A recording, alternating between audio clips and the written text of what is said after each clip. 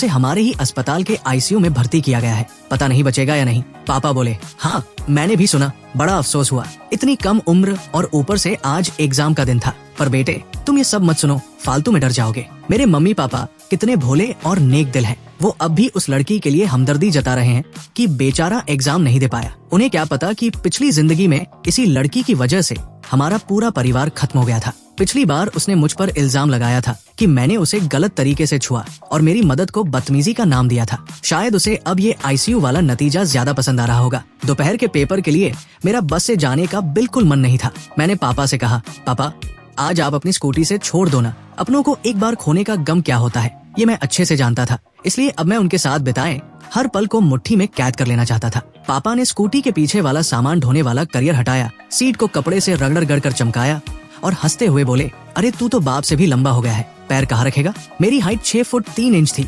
और पापा बेचारे मुश्किल से 5 फुट 6 इंच के।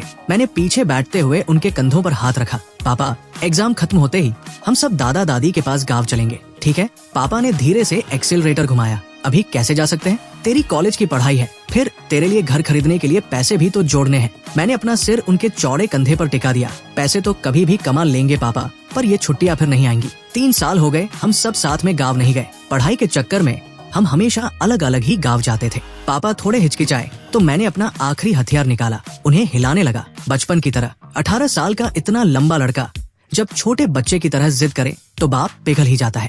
अरे ओए सीधा बैठ, गिराएगा क्या। पापा खिलखिला कर हंसे। ठीक है भाई, कल का माल उतर गया है, बस 1 दिन और दुकान खोलूंगा, फिर परसों सीधे गाँव, वही तेरा रिजल्ट देखेंगे, दादा दादी भी खुश हो जाएंगे। एग्जाम सेंटर पहुंचकर जब मैंने पीछे मुड़कर देखा, पापा अपनी स्कूटी थामे बड़े प्यार से मुझे देख रहे थे। मेरी आंखें भर आई। मैंने मुक्का दिखाकर उन्हें ऑल द बेस्ट कहा और अंदर चला गया। पेपर एकदम जबरदस्त हुआ। आखिर मैं अपने स्कूल का टॉपर जो था। अगर ज़ेंग्यू वाला कांड न होता तो मेरा भविष्य कितना सुनहरा होता। शाम को पापा फिर लेने आए। हांग हांग, थका तो नहीं, भूख लगी है, पानी पिए जा। उन्होंने थर्मस से पानी पिलाया। मैंने अंगड़ाई ली और कहा, पापा बस अब सोना है। पिछले जन्म में उस हादसे के बाद मैं एक रात चैन से नहीं सोया था। आज तो नींद जैसे आंखों पर चढ़ी जा रही थी। घर पहुंचा, मम्मी नाइट शिफ्ट पर थी। पापा खाना बनाने लगे और मैं नहाकर कमरे में आ गया। इंटरनेट पर अभी भी सन्नाटा था। ज़ेंग्यू की हालत बहुत खराब थी, पर मुझे पता था कि उसके घर वाले कितनी बड़ी आफत है। असली ड्रामा तो अब शुरू होगा। वैसे ज़ेंग्यू मेरी जूनियर हाई स्कूल की क्लास में थी, पर मुझे उसका चेहरा तक याद नहीं था।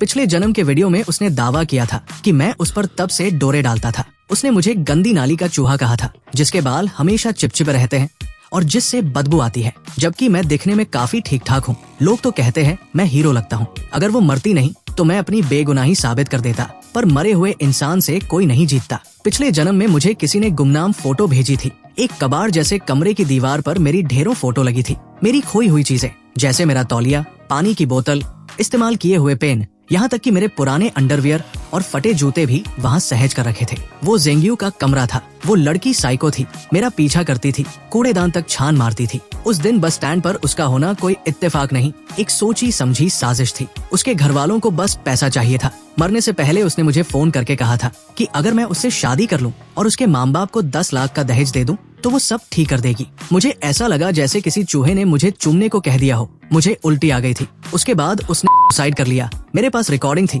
पर दुनिया ने कहा मरने वाला झूठ नहीं बोलता। पर एक सवाल अभी भी था, उसे कैसे पता था कि मैं उसी बस स्टैंड पर आऊंगा। तभी मुझे याद आया, मरते वक्त मैंने अपनी पड़ोसी मौली को देखा था। मौली और मैं साथ ही पढ़ते थे, पर हमारे घरों में कभी बातचीत नहीं होती थी। उसके माँ बाप टीचर थे और बड़े सख्त थे। उसकी जिंदगी का एक एक मिनट उनके हिसाब से चलता था। अक्सर हमारे कमरे की दीवार के पीछे से उनके चिल्लाने की आवाज आती थी, गधी है तू, उस पड़ोस के चाट बेचने वाले के लड़के से कुछ सीख। मेरे पापा ने पहले चाट का ठेला लगाया था, फिर मेहनत से दुकान खोली। वो लोग हमें नीचा समझते थे, पर मैं पढ़ाई में हमेशा नंबर 1 आता था, जिससे मौली को मुझसे नफरत होने लगी थी। अगले दिन के पेपर के बाद मैंने दोस्तों के साथ पार्टी का बहाना बनाया और गुपचुप 3 छोटे हिडन कैमरे खरीद लाया। मुझे अपनी ताकत पर भरोसा था, पर इन लोगों की चालबाजियों से बचने के लिए सबूत जरूरी थे। एक कैमरा मैंने घर के पुराने लोहे के दरवाजे के पीछे शुभ लाभ के स्टिकर के नीचे छिपा दिया, दूसरा घर के अंदर और तीसरा अपने कमरे की खिड़की के पर्दे के ऊपर, जहाँ से मौली के कमरे का 2/3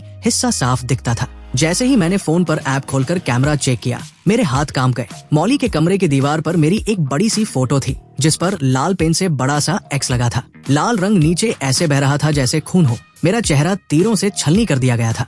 अब पक्का हो गया था, पिछले जन्म में मुझे बर्बाद करने वाली ये मौली ही थी। वो गुमनाम फोटो भी इसी ने भेजी होगी। मैंने एक नया फेक अकाउंट बनाया और मौली का सोशल मीडिया ढूंढा। जो दिखा उसे देखकर रोंगटे खड़े हो गए। उसकी प्रोफाइल जानवरों पर जुल्म करने वाले वीडियो से भरी थी, हमारे मोहल्ले की बिल्लियां और कुत्ते। मैं एक साइको के बगल में रह रहा था। मैंने फौरन उन सबका स्क्रीनशॉट लिया और रिकॉर्डिंग कर ली। तभी उसकी फॉलोइंग लिस्ट में मुझे एक जाना पहचाना चेहरा दिखा। मेरा एक ऐसा फॉलोअर जो कभी कुछ पोस्ट नहीं करता था, पर मेरी हर पोस्ट को दिन में 50 बार देखता था। मुझे शक हुआ, क्या ये ज़ेंग्यू है?